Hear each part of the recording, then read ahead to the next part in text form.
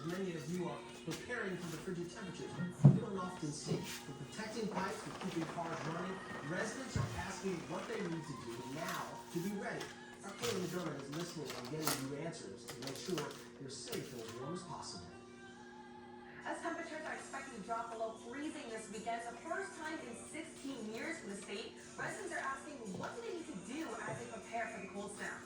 Homeowners are turning up the heat and taking precautions before the temps in their houses fall well below normal. One question we keep hearing from people writing to us on social media: what to do to keep pipes from freezing, especially in older homes where pipes might be outside and not insulated. Well, plumbers tell me that shouldn't be an issue, saying to just run the hot water every now and then and to check on outdoor fixtures, turning them on to make sure the water is close.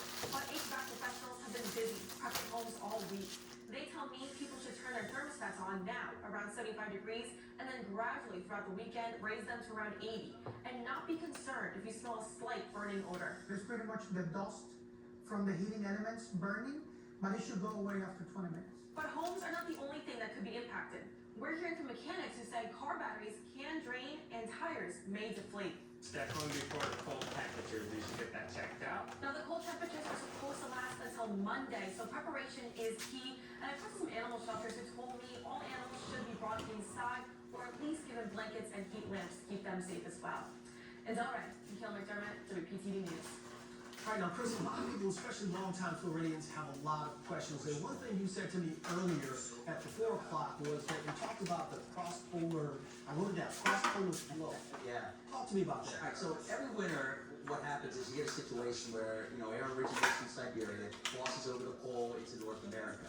But, where it goes from there is the million-dollar question. Sometimes it goes out west, sometimes it just stays up in Canada, sometimes it hangs out up into here. It never drops down into Florida. The last time it happened was back in 2010.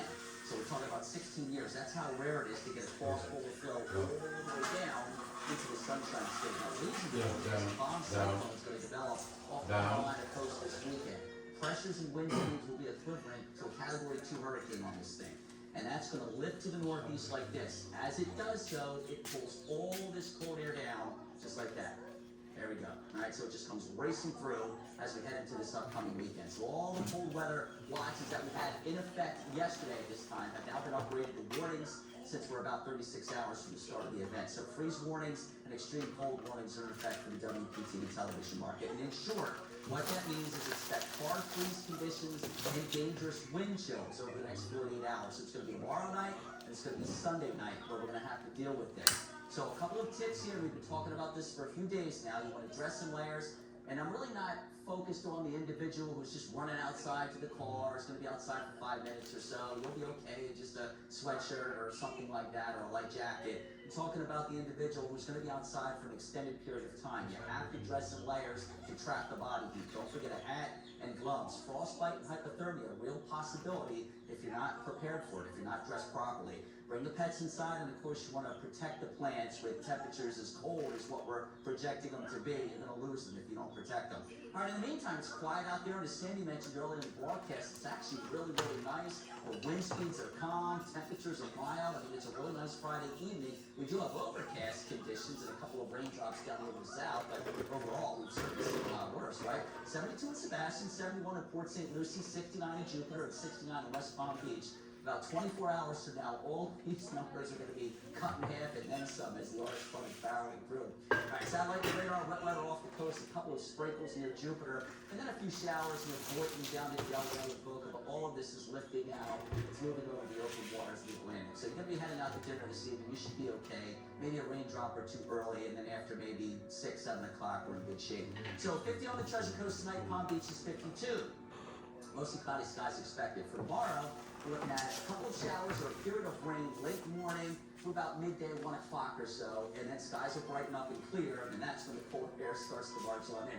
62 to 65 will be the range in temperatures. Here's a look at the showers. This is all ahead of the front, barreling through. 10 o'clock in the morning, we're getting wet in Vero Beach, we're getting wet in Port Saint Lucie and Fort Pierce and Stewart. This is pushing east, so by midday, now it's West Palm Beach, Boca, and Boynton. Seeing a few raindrops, and then shortly after that, all of it marches off the coast and out to sea. 7 o'clock in the evening tomorrow, we already have wind chills in the 30s. in this blue shaded area here, and it just comes diving south. That's 10 o'clock at night. Look at the 20s up here on the Treasure Coast. Fast forward to 7 o'clock in the morning. Teens up here on the Treasure Coast. Low 20s down there across Palm Beach County. Midday, as we get into Sunday, it's still feeling like the mid-20s. And then look at this, 5 o'clock in the afternoon, we're still talking about wind chills in the 30s and 40s. A very, very blustery day on Sunday. Here's the first alert 7-day forecast, a couple of them here. Sunday and Monday, 52, 58. And then Tuesday, we start to recover, 66. And then Wednesday, Thursday, and Friday, more like it, upper 60s, low 70s.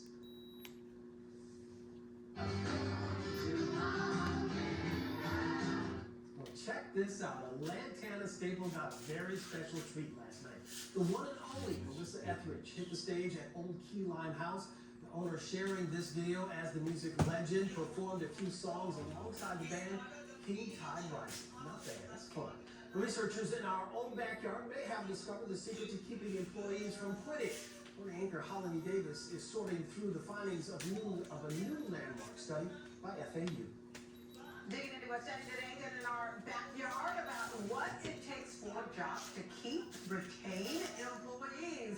The simplistic answer, give them more paid time off. Now, here's where it gets tricky. According to the study that researchers headed up at Florida Atlantic University, men and women differ on how much PTO they need as an incentive to stay put.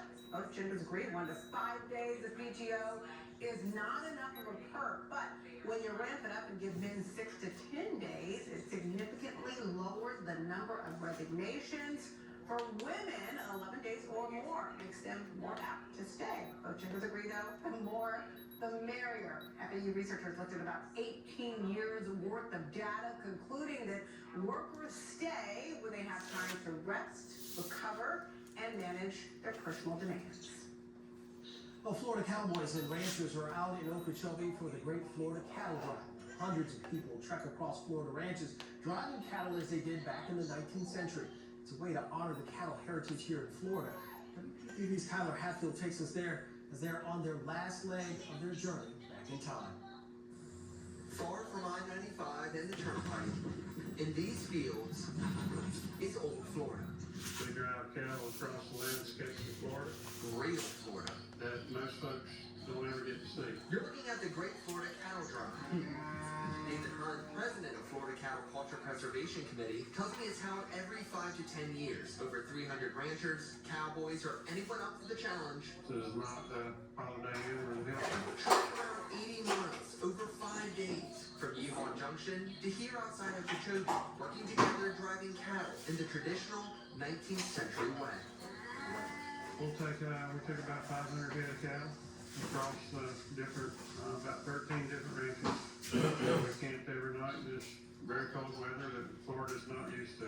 They're embracing it. It's frost on the tent and you're having to get up at 4 a.m. to cold tent, put your clothes on, saddle your horse, feed your horse. Embracing the cold.